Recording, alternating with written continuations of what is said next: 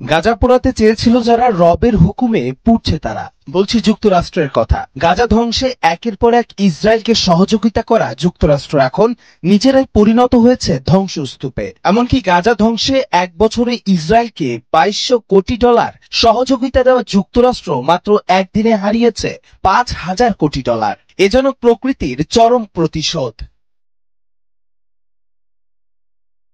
আগুনের লেলিহান শিখায় জ্বলছে সবকিছু, চারপাশে সাইরেনের শব্দ, ধোঁয়ার অন্ধকার আকাশে চক্কর দিচ্ছে ফায়ার সার্ভিসের হেলিকপ্টার, ছুটে চলেছে লোকজন, সবার চেহারায় অজানা আতঙ্ক। কোথায় যাবেন জানেন না অনেকে। যুক্তরাষ্ট্রের ক্যালিফোর্নিয়া অঙ্গরাজ্যের লস অ্যাঞ্জেলেস শহরে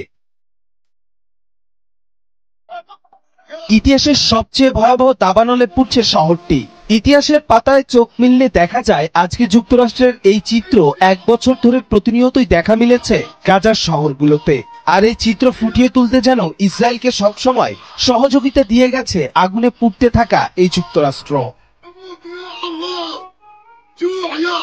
গাজা আগ্রাসন শুরুর পর থেকে গেল এক বছর ইসরায়েলকে $2200 কোটি সামরিক সহায়তা দিয়েছে যুক্তরাষ্ট্র। শুধু তাই নয়, 2024 সালের মাঝামাঝি পর্যন্ত যুক্তরাষ্ট্র থেকে প্রায় 50,000 টন অস্ত্র, গোলাবারুদ, বিস্ফোরক পাঠানো হয়েছে ইসরায়েলের।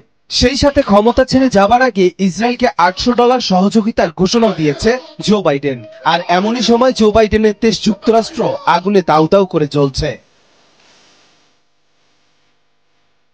গাজার লাখ লাখ মানুষ যখন সব হারিয়ে পথে মানবেতর জীবনযাপন করছে, তখনই যুক্তরাষ্ট্রের হাজার হাজার মানুষ ঘর ছাড়া হলো। ফিলিস্তিনি সমর্থকরা বলছেন গাজাবাসীর চিৎকার সৃষ্টিকর্তার আরশ পর্যন্ত পৌঁছে গেছে, আর তাই তো শাস্তি স্বরূপ যুক্তরাষ্ট্র এমন দাবানলের শিকার হয়েছে।